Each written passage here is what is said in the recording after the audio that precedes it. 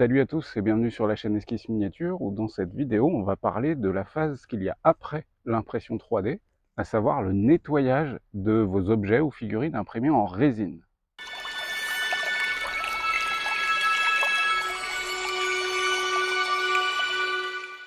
Petit point important avant de commencer, n'oubliez pas, dans tous les cas, de bien lire ce qu'il y a sur la boîte, la bouteille de votre résine. C'est indispensable d'adapter votre phase de nettoyage à la résine que vous êtes en train d'utiliser. Euh, D'ailleurs, ça peut même valoir le coup parfois de vous rendre sur le site du constructeur qui va développer beaucoup plus que sur la petite étiquette de la bouteille, des conseils de nettoyage, de temps de polymérisation aussi, etc. Donc vraiment, prenez le temps d'aller jeter un œil à ces informations, ça va vous aider de ouf en fait. C'est pas du tout comme les notices à la con qu'on a dans la plupart de nos sèche-cheveux ou je ne sais quoi qu'on lit jamais, où on se dit bah je branche et ça marche, je suis pas complètement con. Là, dans le cas des résines, c'est pas qu'on est complètement con, c'est juste que c'est des informations chimiques qui peuvent qu'on ne peut pas connaître, qui vont nous aider énormément en fait à bien réussir nos prints et ensuite à bien les nettoyer et à bien les polymériser. Donc regardez, c'est vraiment cool. Deuxième point que je veux vous partager avant de débuter mes conseils sur comment on nettoie une figurine résine après le print, d'ailleurs qui est une mise à jour en fait, parce que j'avais déjà fait une vidéo mais il doit y avoir 3 ou 4 ans. Donc là, on est en 2023 hein, quand je fais cette vidéo. Le deuxième conseil, c'est de ne pas m'écouter que moi. Vraiment, c'est important. Déjà parce que je connais pas toutes les résines du marché, même si j'en ai testé un sacré paquet, je les connais pas toutes. Ne pas m'écouter que moi. Et surtout aussi, et ça, vous allez me dire, ouais, tu exagères. Non, pas vraiment. Pas forcément écouter que vos potes qui impriment avec telle résine. Comparez ce que vous dit vos potes avec ce que vous pouvez trouver comme information chez le constructeur ou sur internet via des forums, des discussions, etc. Parce que le téléphone arabe peut faire des ravages. C'est vraiment, hein, là c'est arrivé il n'y a pas si longtemps que ça par des potes à moi. Il y en a un qui imprimait en résine water washable machin avec tel paramètre, qui nettoyait comme ça ensuite, etc. Et lui, en fait, il en a parlé à tous ses potes qui se lançaient dans l'impression 3D parce que c'est devenu un peu le connaisseur dans le milieu de potes dans lequel il était. Et c'est cool hein, d'en avoir un. Et du coup, il a partagé ses conseils. Le seul truc, c'est qu'il y a une étape sur laquelle il chiait complètement. Et du coup, fatalement, tout le monde chiait complètement autour de lui, aussi sur cette étape-là. Donc voilà, n'écoutez pas qu'une seule personne, faites-vous votre propre idée sur un échange, c'est valable pour un millier de trucs, ce que je suis en train de dire en fait, puis c'est un peu démago, mais peu importe. Faites-vous votre avis sur un panel d'informations suffisamment large pour trouver le juste milieu en fait, tout simplement. Bon, commençons par le premier truc à ne pas faire. À ne pas faire. C'est vraiment les trucs les plus importants, pour, notamment pour ceux qui débutent. La première chose à ne pas faire avec votre wash and cure, donc le système de nettoyage la plupart du temps qui est proposé, déjà, je le répéterai jamais assez, mais on ne jette rien à la poubelle, dans l'évier ou je ne sais quoi d'autre, tout ça, ça part forcément à la déchetterie. C'est absolument indispensable que ça parte à la déchetterie. Ne jetez pas ça ni dans les toilettes ni dans rien. Ce que vous jetez dans la flotte, à un moment vous le boirez de nouveau, hein, puisqu'on recycle la flotte le plus possible, vous ou un autre. Donc on ne jette rien dans un évier ou ce genre de choses. Ça c'est indispensable. Le deuxième truc à ne pas faire avec votre wash and cure, c'est les moments où vous allez nettoyer votre bac. Ça c'est aussi un moment important, puisqu'en fait quand ça commence à devenir vraiment trop trouble, c'est qu'en fait il y a trop de résine qui est mélangé dans l'alcool, tout le surplus qu'il y avait sur votre figurine. Donc fatalement, vous allez devoir vider votre bac et le nettoyer. Le truc à ne surtout pas faire, c'est de laisser votre bac au soleil parce que je vais chercher les outils ou parce que machin, et de l'oublier au soleil. Ça m'est déjà arrivé une fois et c'est vraiment la merde. Il faut savoir que la plupart des bacs dans lesquels on fout l'alcool de nos wash and cure ne sont pas résistants aux UV. Il n'y a pas de... C'est pas comme les couvertures de nos imprimantes 3D. Du coup, fatalement, si on laisse ça au soleil, avec de la résine dans l'alcool, et ben la résine va commencer à polymériser et vous pouvez foutre en l'air votre bac.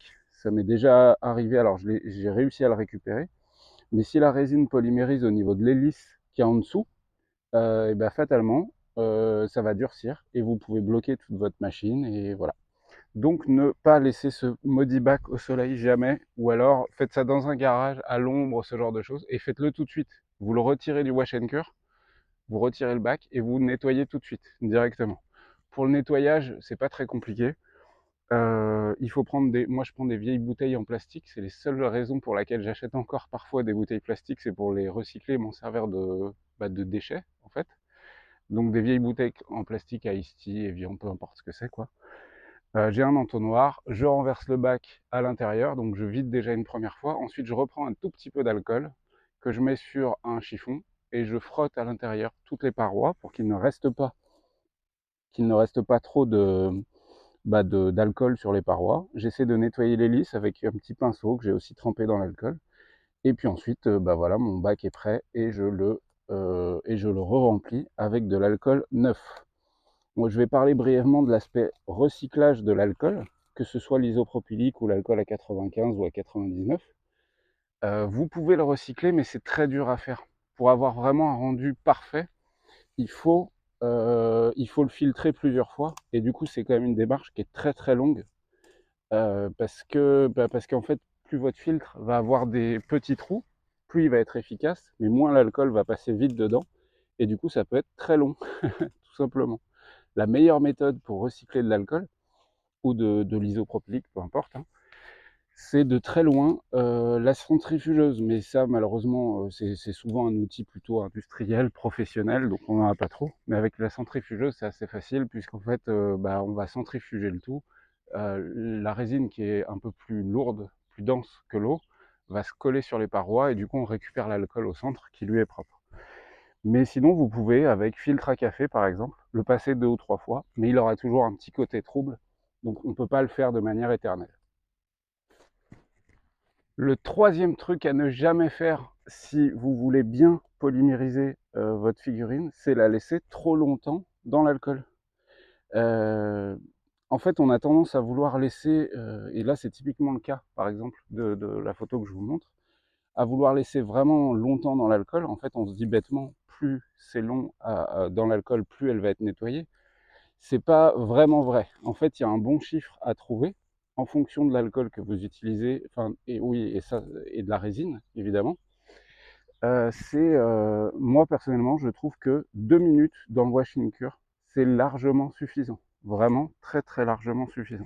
Il n'y a pas besoin de le laisser 10 minutes. Et même dans l'ensemble, ça peut, alors dans le cas de trucs avec vraiment des tout petits détails, ça peut vraiment venir gâcher certains détails, surtout si votre alcool n'est pas parfaitement propre. En fait, comme je l'ai dit précédemment vis-à-vis de l'alcool qu'on doit changer régulièrement dans le wash and cure, plus l'alcool va être sale, plus au moment de cet aspect centrifuge qui est à l'intérieur, va remélanger en fait les résidus de résine des précédents prints avec l'alcool, plus vous avez de risques, entre guillemets, que ces dépôts de résine viennent se placer dans les détails de la figurine, dans les creux des cottes de mailles par exemple, ou des tout petits trous, vraiment des zones très très fines. Et du coup, au moment de l'étape suivante dont je vais vous parler après, ça peut clairement poser problème, surtout si vous n'allez pas assez vite. Donc moi j'ai tendance à le laisser que 2 minutes, aussi pourquoi? Parce que la démarche est suffisante déjà pour nettoyer la figurine, et en plus elle est instantanée. Ce que je veux dire, c'est que je reste devant. En fait, si je lance un nettoyage de 10 minutes sur mon wash and cure, je vais me dire bon bah je reviens dans 10 minutes. En gros, la plupart du temps, on reste pas 10 minutes comme un couillon devant la machine. Alors les premières fois peut-être, mais ensuite on regarde pas ça en détail. Du coup, en la laissant que 2 minutes, ça va bien nettoyer. On peut rester devant la machine, 2 minutes c'est acceptable pour nous. Et du coup, on enchaîne les étapes très vite à la suite. En fait, vraiment, le point important aussi de ce truc-là, c'est d'aller vite dans la phase de ça sort de la machine et je polymérise le tout. Il faut, plus on va aller vite et plus on aura un rendu acceptable et cool. Donc bref, le temps de polymérisation, enfin le temps de nettoyage dans le wash and cure, pour moi, c'est très personnel, hein, mais je suis pas sûr. Je pense que dans l'ensemble, c'est quand même un bon conseil. 2 minutes, ça suffit largement. Et il vaut mieux pour pouvoir enchaîner les prints, tout simplement. Et enfin, le dernier truc à éviter de faire, si c'est tant que faire se peut, sur le modèle que vous imprimez, mais ça c'est limite en amont en fait qu'il faut le prévoir, c'est de ne pas évider vos pièces. En fait, si vous évidez vos pièces, ça va forcément évider, ça veut dire, je vais quand même le préciser, ça veut dire qu'on va garder que les parois de l'objet. Quand on imprime des grosses pièces, par exemple des bustes, ce genre de choses, notamment sur les grosses imprimantes, là je parle de la Saturne, de la Jupiter ou ce genre de choses, on va avoir tendance à vouloir évider l'objet pour qu'il y ait moins de résine, donc moins de dépenses, parce que ce qu'il y a à l'intérieur, on s'en fout un peu. Et puis ça peut faciliter aussi le print de très grosses pièces, parce que si on les fait pleines, elles vont être très lourdes, etc. Mais dans le cas des figurines et dans le cas de petits objets, par défaut, ne les évidez pas. Vous allez gagner quelques centimes de résine pour des risques d'emmerde plus tard bien supérieurs, voire quitte à perdre totalement l'objet. En fait, quand on évite l'objet, et ben, la difficulté, ça va être de nettoyer l'intérieur ensuite. Vraiment de bien nettoyer tout ce qu'on a, bah, toute la résine qu'il y a à l'intérieur de cet évidage.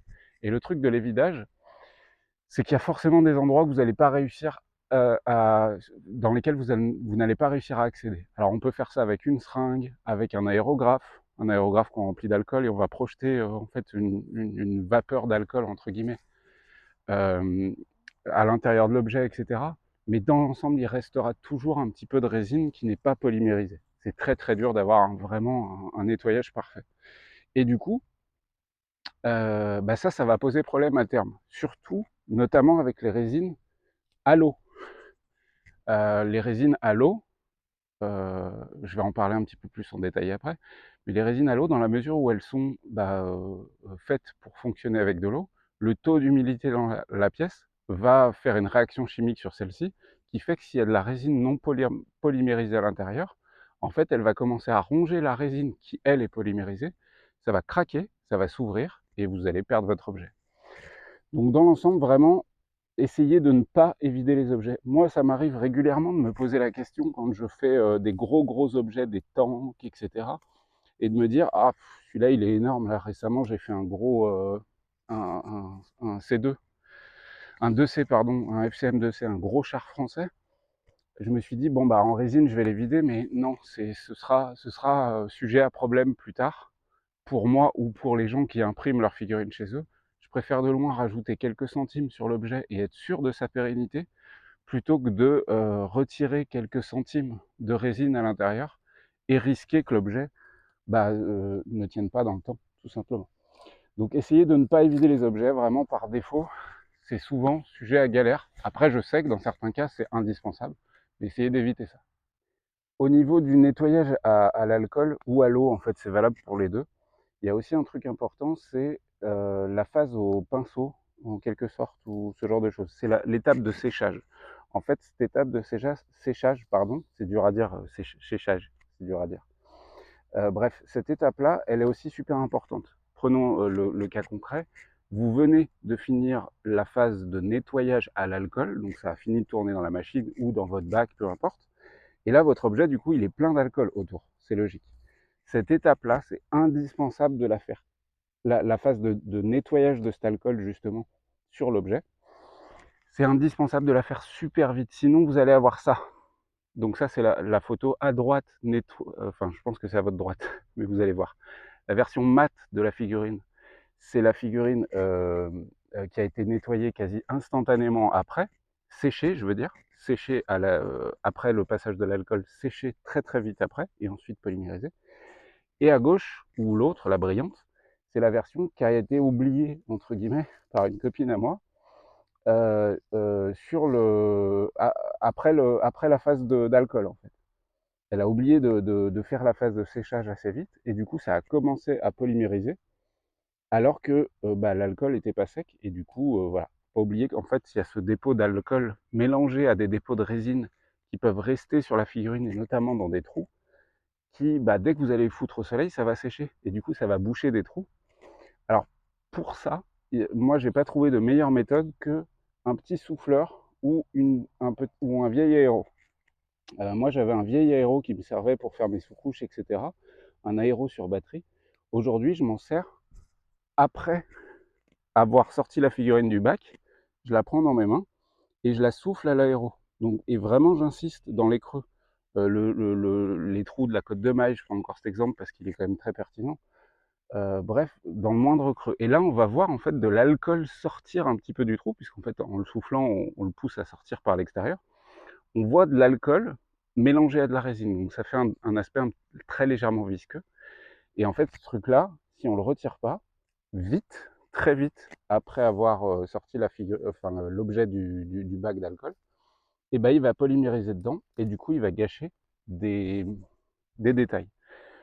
Donc encore une fois, et la plupart des fabricants, j'ai échangé pas mal avec la team d'Amera Labs, mais c'est valable pour toutes les résines.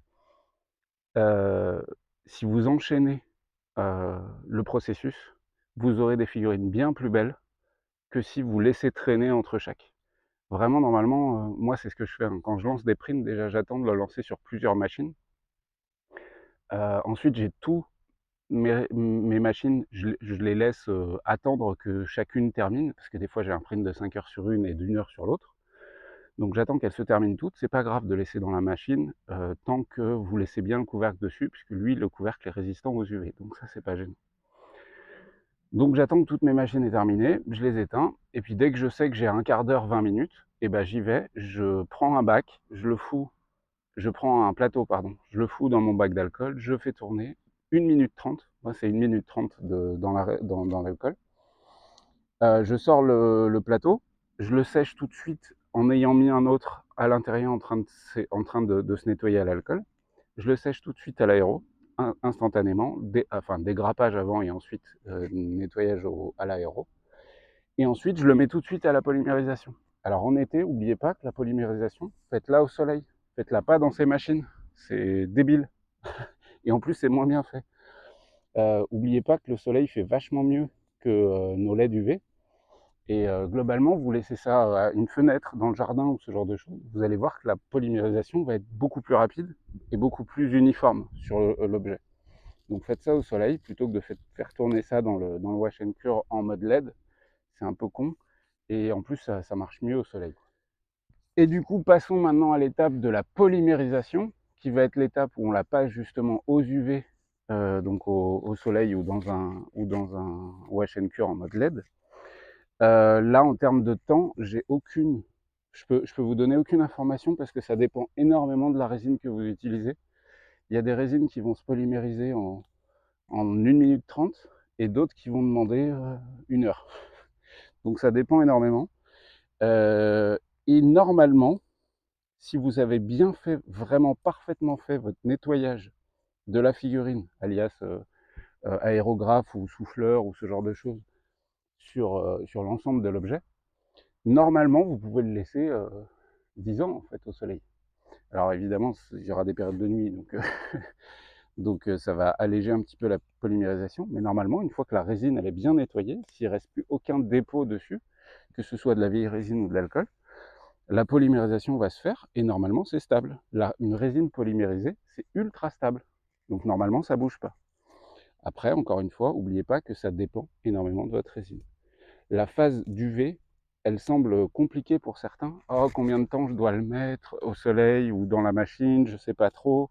J'ai remarqué que ça craquait à 5 minutes et que, enfin bref. En fait, je pense que ces gens-là font un peu fausse route sur le calcul de combien de temps on doit le laisser au soleil, puisque comme je l'ai dit, une résine c'est ultra stable. Donc normalement, si on le laisse au soleil 10 ans, et ben ça tient. Pas comme lui, que je vais remettre droit et qu'il va falloir que j'attache. Donc là, la résine c'est ultra stable. Du coup, ces gens-là font un peu fausse route. Je pense qu'il faut surtout revoir votre phase de nettoyage. Je pense que c'est ça à la base du problème.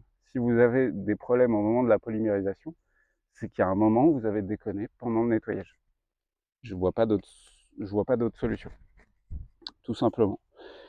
Après, il y a des résines un peu particulières, mais je vais pas les aborder dans cette vidéo parce que il y a des résines particulières, la résine calcinable, ce genre de choses. Là, il y a des polymérisations très particulières, mais là, c'est pas trop le sujet.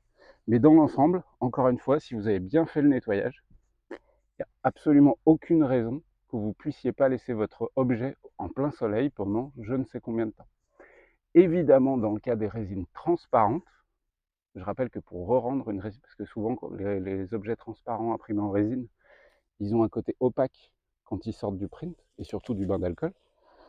Si vous voulez les re-rendre transparents, il suffit simplement, après l'avoir parfaitement nettoyé, vraiment parfaitement, et séché, de remettre un coup de vernis.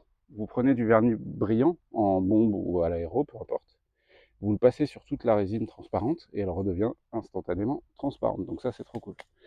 Mais toujours est-il que ces résines transparentes, ou les résines un peu particulières, qu'on des styles, il y a même des résines avec des paillettes aujourd'hui, où dès que vous allez insérer des pigments de couleur à l'intérieur, pour leur donner une teinte particulière, là, il peut y avoir effectivement des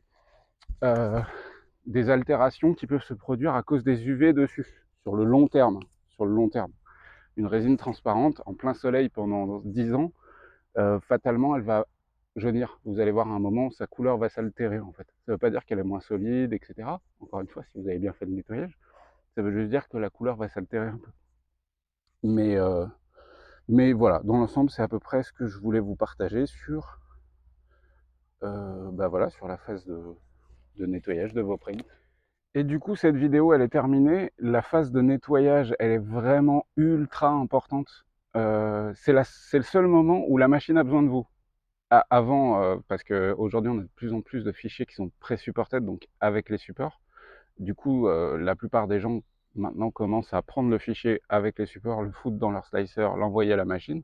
Donc ils n'ont même pas besoin de l'étape de pose de support, donc c'est vraiment très simple. L'étape suivante, c'est l'impression de la machine qui fait tout toute seule. Enfin, vous n'avez rien besoin de faire pendant qu'elle est en train de print.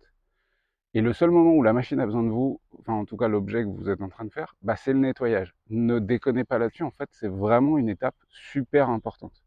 Notamment la phase de nettoyage dans le wash and cure, ou à la main au pinceau, ou ce genre de choses. Bah ça il faut bien le faire, mais encore une fois pas trop longtemps. Mais ensuite l'étape de séchage avant polymérisation, ça aussi j'ai l'impression que c'est une étape que plein de gens oublient, ou ne font pas. C'est qu'en fait ça sort du bac, ils la posent sur un petit chiffon, ils enlèvent le bac de la machine, ils posent la figurine sur le plateau et ils appuient sur LED UV machin, 10 minutes, 15 minutes, peu importe le chiffre. Mais en fait, si vous zappez l'étape entre les deux de nettoyage et de séchage de la figurine, bah, ça va vraiment, vraiment baisser la qualité globale du rendu de votre figurine, alors que c'est une étape qui est vraiment pas compliquée, qui demande juste un petit peu de temps pour avoir un maximum de détails, surtout avec les machines qu'on a aujourd'hui qui nous sortent des prints de folie. Donc c'est quand même dommage. Encore une fois, je vais vous mettre les liens en description d'une souffleuse ou d'un aéro sur batterie que je trouve vraiment très très pratique pour cette étape-là. Et puis voilà, j'espère que cette vidéo vous a plu. Je vous souhaite bonne peinture, bon jeu, bon print, bon sculpt, bon tout ce que vous voulez. Dans tous les cas, que ce soit cool. Et on se retrouve très vite pour des nouvelles vidéos. Ciao ciao.